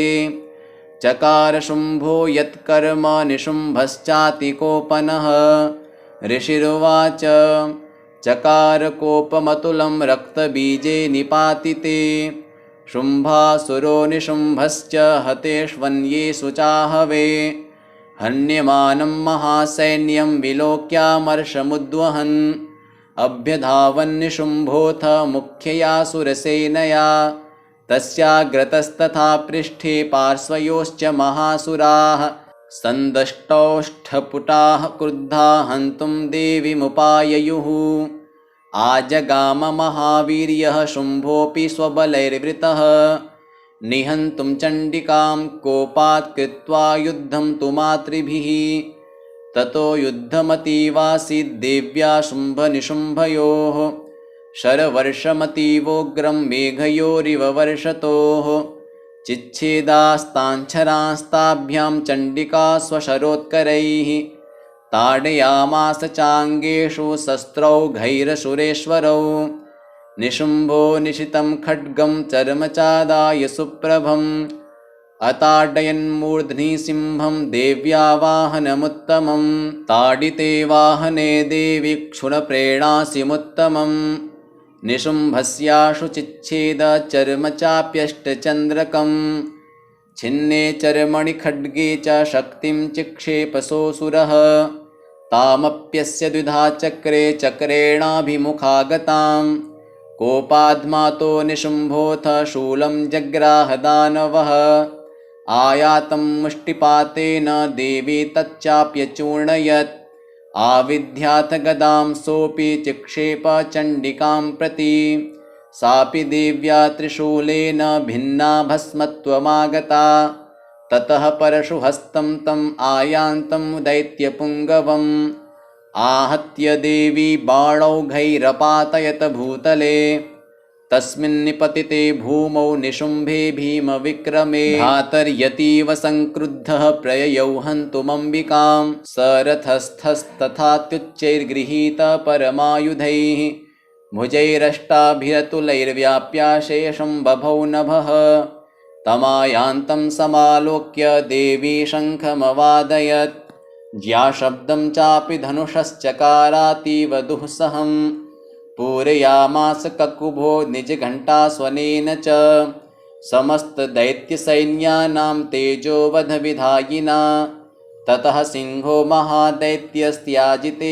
महामदैः पूरयामास गगनं गां तथैव दिशो दश ततः काली समुत्पत्य गगनं क्ष्मामताडयत् कराभ्यां तन्निनादेन प्राक्स्वनास्ते तिरोहिताः अट्टाट्टहासमशिवं शिवदूती चकारः तैः शब्दैरसुरास्त्रेषु शुम्भः कोपं परं ययौ दुरात्मंस्तिष्ठतिष्ठेति व्याजहाराम्बिका यदा तदा जयेत्यभिहितं देवैराकाशसंस्थितैः शुम्भेनागत्य या शक्तिर्मुक्ता ज्वालातिभीषणा आयान्ति वह्निकूटाभासा निरस्ता महोल्कया सिंहनादेन शुम्भस्य व्याप्तं लोकत्रयान्तरं निर्घातनिःस्वनो घोरो जितवान् वनीपते शुम्भमुक्ताञ्छरान् देवी शुम्भस्तत्प्रहिताञ्छरान् चिच्छेद स्वशरैरुग्रैः शतशोथसहस्रशः ततः सा चण्डिका क्रुद्धा शूलेनाभिजघान तं स तदाभिहतो भूमौ मूर्छितो निपपातः ततो निशुम्भः सम्प्राप्य चेतनामात्तकार्मुकः आजघान शरैर्देवीं कालीं केसरिणं तथा पुनश्च कृत्वा बाहूनामयुतं दनुजेश्वरः चक्रायुधेन दितिजश्छादयामास चण्डिकां ततो भगवती क्रुद्धा दुर्गा दुर्गार्तिनाशिनी चिच्छेदतानि चक्राणि स्वशरैः सायकांश्च तान् ततो निशुम्भो वेगेन गदामादाय चण्डिकाम् अभ्यधावत वै हन्तुं दैत्यसेना समावृतः तस्यापतत एवाशु गदां चिच्छेद चण्डिका खड्गेन शितधारेण स च शूलं समाददे शूलहस्तं समायान्तं निशुम्भममरार्दनं हृदि विव्याधशूलेन वेगाविद्धेन चण्डिका भिन्नस्य तस्य शूलेन हृदयानिःसृतोपरः महाबलो महावीर्यस्तिष्ठेति पुरुषो वदन् तस्य निष्क्रामतो देवी प्रहस्य स्वनवत्ततः शिरश्चिच्छेदखड्गेन ततो सावपदद्भुवि ततः सिंहश्च खादोग्रं दंष्टाक्षुण्णशिरोधरान् असुरांस्तांस्तथा काली शिवदूती तथा परान् कौमारी शक्तिनिर्भिन्नाः केचिन्नेषुर्महासुराः ब्रह्माणि मन्त्रपूतेन तो ये नान्ये निराकृताः माहेश्वरी त्रिशूलेन भिन्नाः पेतुस्तथा परे वाराही तुण्डघातेन केचिच्चूर्णीकृता भुवि खण्डं खण्डं च चक्रेण वैष्णव्या दानवाः कृताः वज्रेण चैन्द्रीहस्ताग्रविमुक्तेन तथा परे केचिद्विनेशुरसुराः केचिन्नष्टा महाहवात् भक्षिताश्चापरे काले शिवदूते मृगाधिपैः। ओम जय जय श्री मार्कंडेय पुराणे सावर्णिके मन्वन्तरे देवी माहात्म्ये नवमोत्सवः श्रीदेव्यार्पणमस्तु। ओम अथ दशमोऽध्यायः ध्यानम्। उत्तप्त हेमरुचिरां रविचन्द्रवहनी नेत्रां धनुषरयुताङ्कुशपाशशूलम् रम्येन भुजैश्च दधतीं शिवशक्तिरूपां कामेश्वरीं हृदि भजामि धृतेन्दुलेखाम्। ॐ ऋषिरुवाच निशुम्भं निहतं दृष्ट्वा भ्रातरं प्राणसंमितं हन्यमानं बलं चैव शुम्भः क्रुद्धो ब्रवीद्वचः बलावलेपा दुष्टे त्वं मा दुर्गे गर्वमावह अन्यासां बलमाश्रित्य युध्यसे याति मानिनी। देव्योवाच एकैवाहं जगत्यत्र द्वितीया का ममापरा पश्यैता दुष्टमय्येव विशन्त्यो मद्विभूतयः। ततः समस्तास्ता देव्यो ब्रह्माणि प्रमुखालयम् तस्या देव्यास्तनौ जग्मुरेकैवासीत् तदाम्बिका। देव्योवाच अहं विभूत्या बहुभिरिह रूपैर्यदा स्थिता तत्संहृतं मयैकैव तिष्ठाम्याजौ स्थिरो भव।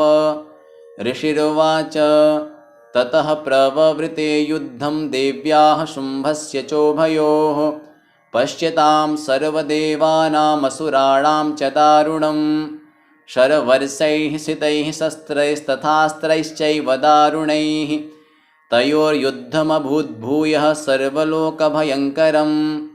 दिव्यानि अस्त्राणि शतशो ममुचे यान्यथाम्बिका बभञ्जतानि दैत्येन्द्रस्तत्प्रतिघातकर्तृभिः मुक्तानि तेन चास्त्राणि दिव्यानि परमेश्वरी बभञ्जलीलयैवोग्रहुङ्कारोच्चारणादिभिः।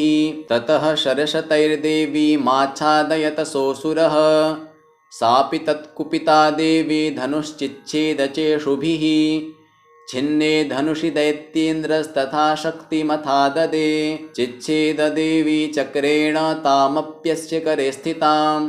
ततः खड्गमुपादाय शतचन्द्रं च भानुमत् अभ्यधावत्तदा देवीं दैत्यानामधिपेश्वरः तस्यापतत एवाशु खड्गं चिच्छेदचण्डिका धनुर्मुक्तैः शितैर्बाणैश्चर्मचार्ककरामलं हताश्वः स तदा दैत्यश्छिन्नधन्वा विशारथिः जग्राहमुद्गरं घोरमम्बिकानिधनोद्यतः चिच्छेदापततस्तस्य मुद्गरं निशितैः सरैः तथापि सोऽभ्यधावत्तां मुष्टिमुद्यम्य वेगवान् स मुष्टिं पातयामास हृदये दैत्यपुङ्गवः देव्यास्तं चापि सा देवी तलेनोरस्य ताडयत् तलप्रहाराभिहतो निपपातमहीतले स दैत्यराजः सहसा पुनरेव तथोत्थितः उत्पत्य च प्रघृह्योच्चैर्देवीं गगनमास्थितः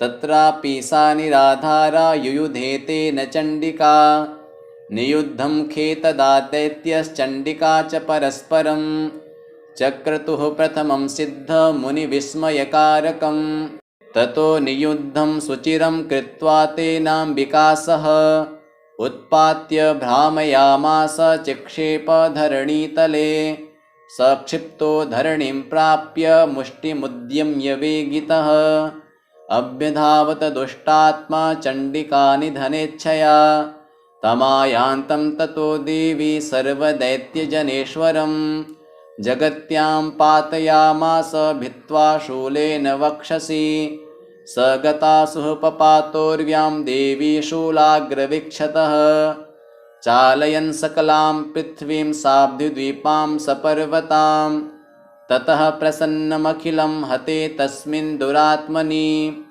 जगत्स्वास्थ्यमतीवाप निर्मलं चाभवन्नभः उत्पातमेघाः शोल्का ये प्रागा संस्ते शमं ययुः सरितो मार्गवाहिन्यस्तथा संस्तत्र पातिते ततो देवगणाः सर्वे हर्षनिर्भरमानसाः बभूवुर्निहते तस्मिन् गन्धर्वा ललितं जगुः अवादयंस्तथैवान्ये न नृतुश्चाप्सरो गणाः ववुः पुण्यास्तथा वाताः सुप्रभो भूद्दिवाकरः जज्ज्वलुश्चाग्नयः शान्ताः शान्तादिग्जनितस्वनाः श्रीमार्कण्डेयपुराणे सावर्णिके मन्वन्तरे दशमोत्सवः श्रीजगदम्बिकार्पणमस्तु।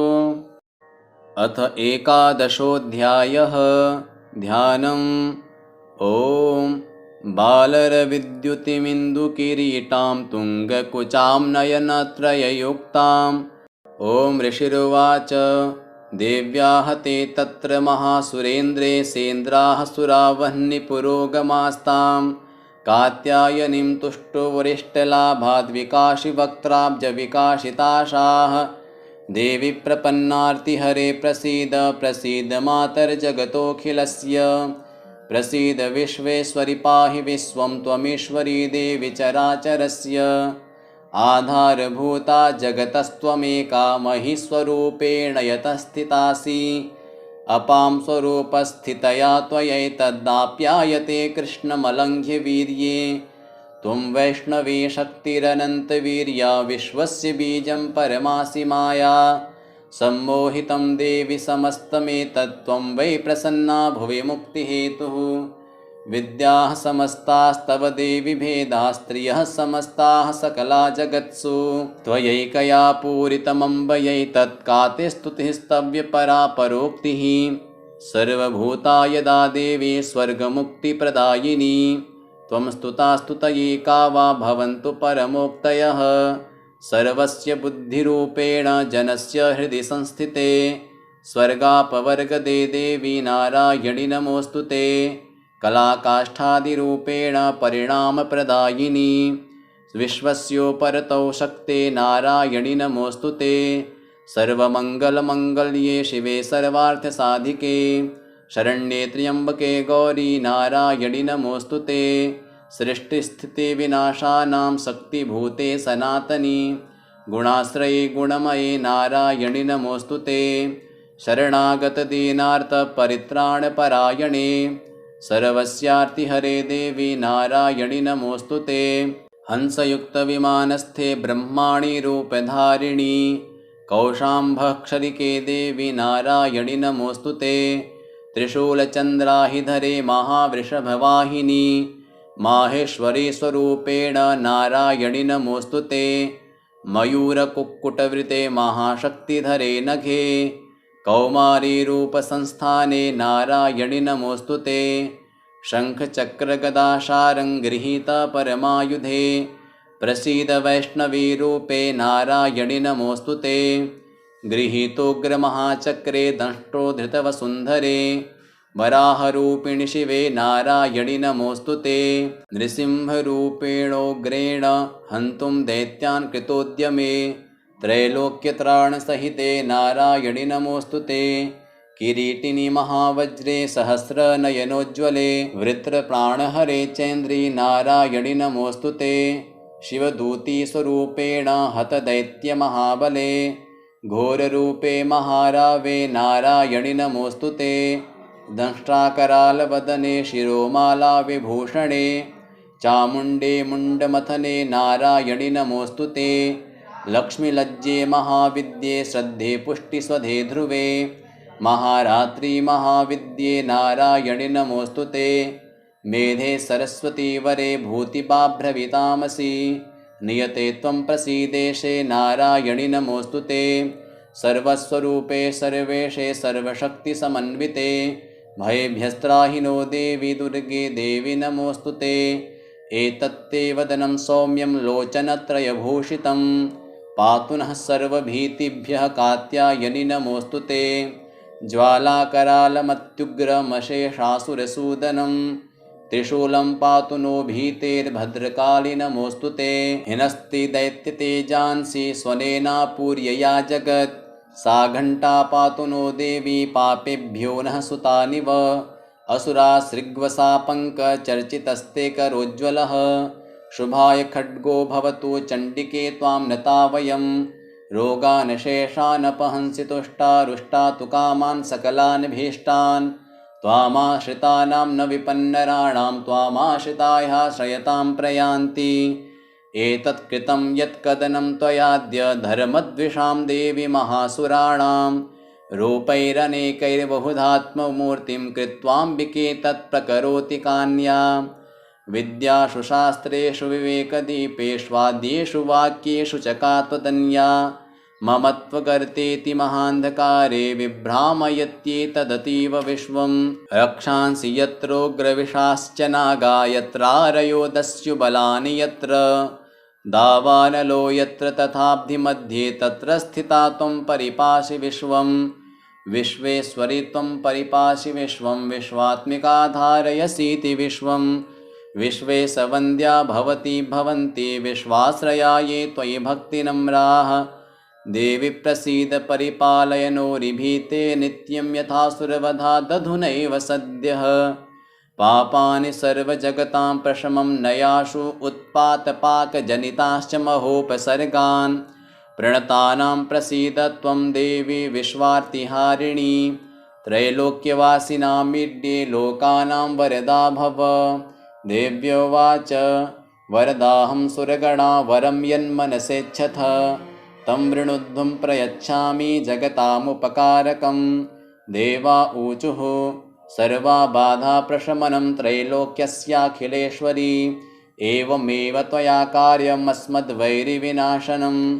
देव्योवाच वैवस्वतेन्तरे प्राप्ते 28मे युगे शुम्भो निशुम्भश्चैवान्या उत्पत्स्येते महासुरौ। नन्दगोपगृहे जाता यशोदा गर्भसम्भवा ततस्तौ नाशयिष्यामि विन्ध्याचलनिवासिनी। पुनरप्यतिरौद्रेण रूपेण पृथिवीतले अवतीर्य हनिष्यामि विप्रचित्तांस्तु दानवान्। भक्षयन्त्याश्च तानुग्रान् विप्रचित्तान् महासुरान्। रक्तादन्ता भविष्यन्ति दाडिमीकुसुमोपमाः। ततो मां देवताः स्वर्गे मर्त्यलोके च मानवाः स्तुवन्तो व्याहरिष्यन्ति सततं रक्तदन्तिकां। भूयश्च शतवार्षिक्यामनावृष्ट्यां मनम्भसि मुनिभिः संस्तुता भूमौ सम्भविष्याम्ययोनिजा। ततः शतेन नेत्राणां निरीक्षिष्यामि यन्मुनीन्। कीर्तयिष्यन्ति मनुजाः शताक्षीमीति मां ततः। ततोऽहमखिलं लोकमात्मदेहसमुद्भवैः भरिष्यामि सुराः शाकैरावृष्टैः प्राणधारकैः। शाकम्भरीति विख्यातिं तदा यास्याम्यहं भुवि। तत्रैव च वधिष्यामि दुर्गमाख्यं महासुरं। दुर्गादेवीति विख्यातं तन्मे नाम भविष्यति। पुनश्चाहं यदा भीमं रूपं कृत्वा हिमाञ्चले रक्षांसि भक्षयिष्यामि मुनीनां त्राणकारणात्। तदा मां मुनयः सर्वे स्तोष्यन्त्यानम्रमूर्तयः। भीमादेवीति विख्यातं तन्मे नाम भविष्यति। यदारुणाख्यस्त्रैलोक्ये महाबाधां करिष्यति तदाहं भ्रामरं रूपं कृत्वा संख्येय षट्पदं। त्रैलोक्यस्य हितार्थाय वधिष्यामि महासुरं। भ्रामरीति च मां लोकास्तदा स्तोष्यन्ति सर्वतः। इत्थं यदा यदा बाधा दानवोत्था भविष्यति तदा तदावतीर्याहं करिष्याम्यरिसंशयम्। ॐ श्रीमार्कण्डेयपुराणे सावर्णिके मन्वन्तरे देवी माहात्म्ये एकादशोत्सवः श्रीजगदम्बिकार्पणमस्तु। अथ द्वादशोऽध्यायः ध्यानम्। ॐ विद्युद्दामसमप्रभां मृगपतिस्कन्धस्थितां भीषणां कन्याभिकरवालखेटविलसद्धस्ताभिरासेवितां हस्तैश्चक्रगदाशिखेटविशिखांश्चापं गुणं तर्जनीं बिभ्राणामनलात्मिकां शशिधरां दुर्गां त्रिनेत्रां भजे। ॐ देव्योवाच एभिस्तवैश्च मां नित्यं स्तोष्यते यः समाहितः तस्याहं सकलां बाधां नाशयिष्याम्यसंशयं। मधुकैटभनाशं च महिषासुरघातनं कीर्तयिष्यन्ति ये तद्वद्वधं शुम्भनिशुम्भयोः।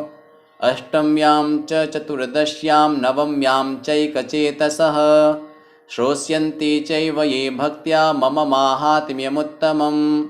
न तेषां दुष्कृतं किञ्चित् दुष्कृतोत्थानचापदः भविष्यति न दारिद्र्यं न चैवेष्टवियोजनं। शत्रुतो न भयं तस्य दस्युतो वा नैराजतः न शस्त्रानलतो यौघात् कदाचित् सम्भविष्यति।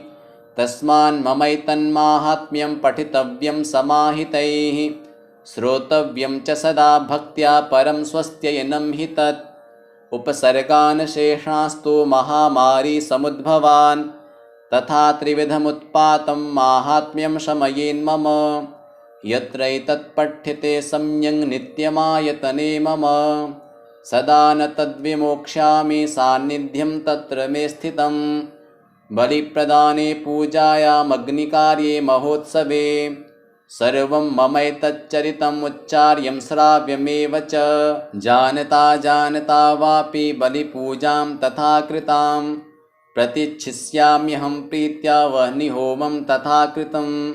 शरत्काले महापूजा क्रियते या च वार्षिकी तस्यां ममैतन्माहात्म्यं श्रुत्वा भक्तिसमन्वितः सर्वा बाधा विनिर्मुक्तो धनधान्यसुतान्वितः। मनुष्यो मत्प्रसादेन भविष्यति न संशयः। श्रुत्वा ममैतन्माहात्म्यं तथा चोत्पत्तयः शुभाः पराक्रमं च युद्धेषु जायते निर्भयः पुमान्। रिपवः संक्षयं यान्ति कल्याणं चोपपद्यते नन्दते च कुलं पुंसां माहात्म्यं मम शृण्वताम्। शान्तिकर्मणि सर्वत्र तथा दुःस्वप्ननाशने शान्तिकर्मणि सर्वत्र तथा दुःस्वप्नदर्शने ग्रहपीडासु चोग्रासु माहात्म्यं शृणुयान्मम। उपसर्गाः शमं यान्ति ग्रहपीडाश्च दारुणाः दुःस्वप्नं च निभिर्दृष्टं सुस्वप्नमुपजायते। बालग्रहाभिभूतानां बालानां शान्तिकारकं सङ्घातभेदे च नृणां मैत्रीकरणमुत्तमं। दुर्वृत्तानां शेषाणां बलहानिकरं परं रक्षोभूतपिशाचानां पठनादेव नाशनं। सर्वं ममैतन्माहात्म्यं मम सन्निधिकारकं पशुपुष्पार्घ्यधूपैश्च गन्धदीपैस्तथोत्तमैः विप्राणां भोजनैर्होमैः प्रोक्षणीयैरहर्निशम्। अन्यैश्च विविधैर्भोगैः प्रदानैर्वत्सरेण या प्रीतिर्मे क्रियते सास्मिन् सकृत्सुचरितेषु ते। श्रुतं हरति पापानि तथारोग्यं प्रयच्छति रक्षां करोति भूतेभ्यो जन्मनां कीर्तनं मम। युद्धेषु चरितं यन्मे दुष्टदैत्यनिबर्हणं तस्मिन् श्रुते वैरिकृतं भयं पुंसां न जायते। युष्माभिस्तुतयो याश्च ब्रह्मर्षिभिः कृताः ब्रह्मणा च कृतास्तास्तु प्रयच्छन्ति शुभां मतिम्। अरण्ये प्रान्तरे वापि दावाग्निपरिवारितः दस्युभिर्वावृतः शून्ये गृहीतो वापि शत्रुभिः सिंहव्याघ्रानुयातो वा वने वा वनहस्तिभिः राज्ञा क्रुद्धेन चाज्ञप्तो वध्यो बन्धगतोऽपि वा आघूर्णितो वा वातेन स्थितः पोते महार्णवे पतत्सु चापि शस्त्रेषु सङ्ग्रामे भृशदारुणे सर्वा बाधासु घोरासु वेदनाभ्यर्दितोऽपि वा स्मरन् ममैतच्चरितं नरो मुच्येत सङ्कटात्। मम प्रभावात् सिंहाद्यादस्यवो वैरिणस्तथा दूरादेव पलायन्ते स्मरतश्चरितं मम। ऋषिरुवाच इत्युक्त्वा सा भगवती चण्डिका चण्डविक्रमा पश्यतामेव देवानां तत्रैवान्तरधीयत। तेऽपि देवा निरातङ्काः स्वाधिकारान् यथा पुरा यज्ञभागभुजः सर्वे चक्रुर्विनिहतारयः दैत्याश्च देव्या निहते शुम्भे देवरिपो युधि जगद्विध्वंसिनी तस्मिन् महोग्रे तुलविक्रमे निशुम्भे च महावीर्ये शेषाः पातालमाययुः एवं भगवती देवी सा नित्यापि पुनः पुनः सम्भूय कुरुते भूप जगतः परिपालनं तयैतन्मोह्यते विश्वं सैव विश्वं प्रसूयते सा याचिता च विज्ञानं तुष्टा रिद्धिं प्रयच्छति व्याप्तं तयैतत्सकलं ब्रह्माण्डं मनुजेश्वर महाकाल्या महाकाले महामारी स्वरूपया सैव काले महामारी सैव सृष्टिर्भवत्यजा स्थितिं करोति भूतानां सैव काले सनातनी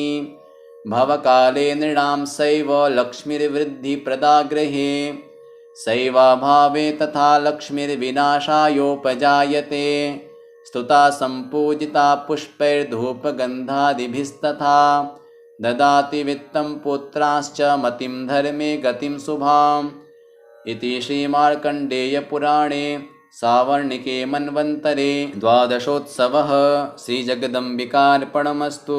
अथ त्रयोदशोऽध्यायः ध्यानम्। ॐ बालार्कमण्डलाभासां चतुर्बाहुं त्रिलोचनां पाशाङ्कुशवराभीतिः धारयन्तीं शिवां भजे। शिवायै नमः।